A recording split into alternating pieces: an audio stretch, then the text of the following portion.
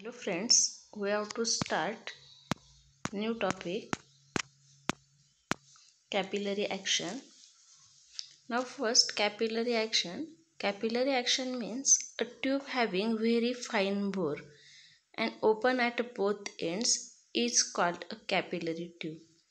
A tube having very fine bore, that is approximately 1 millimeter, and open at both ends called as capillary tube. Then capillarity or capillary action, the phenomenon of a rise or fall of a liquid inside a capillary tube when it is dipped in the liquid, called as a capillarity or capillary action. Rise or fall of a liquid level inside the capillary tube when it is dipped in water or a liquid, called as capillarity or capillary action. Applications: oil rises up the wick of the lamp. Cloth racks sucks water. Water rises up the crevices in rocks. Sap and water rise up to the topmost leaves in a tree. Blotting paper absorbs ink. Then first one is capillary fall. First we have to send capillarity means rise or fall of a liquid level inside the capillary tube.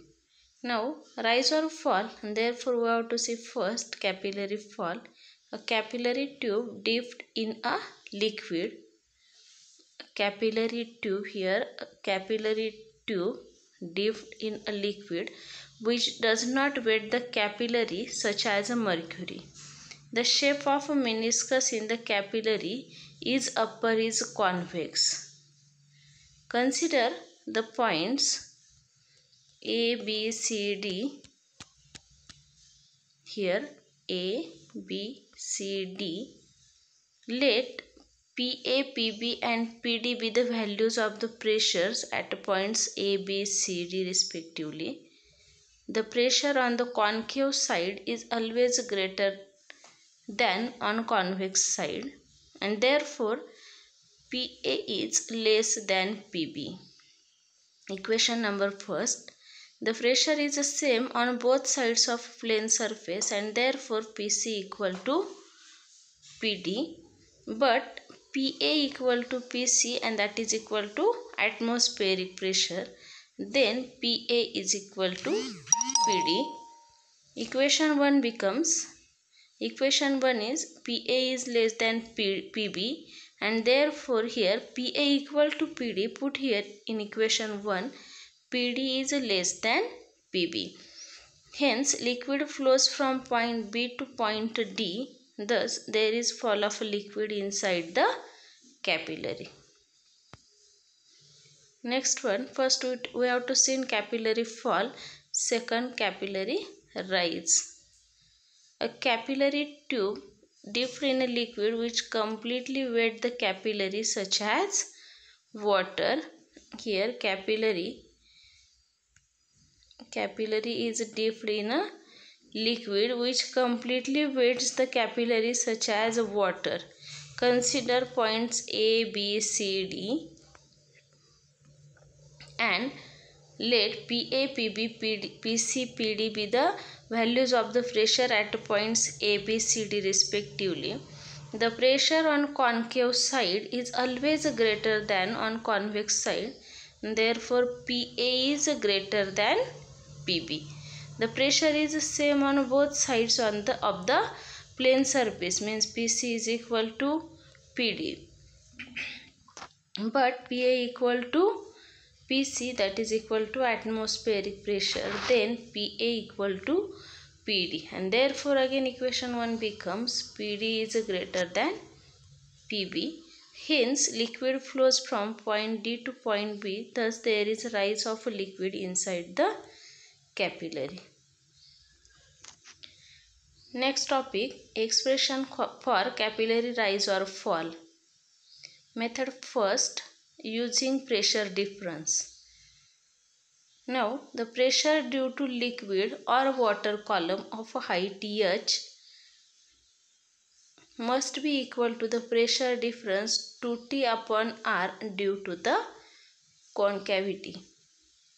Now here let small h is the height of liquid column, small r is the radius of capillary, capital R is the radius of meniscus, theta is angle of contact and rho is density of liquid. And therefore H rho g is equal to 2T upon R. From figure R equal to small r upon cos theta.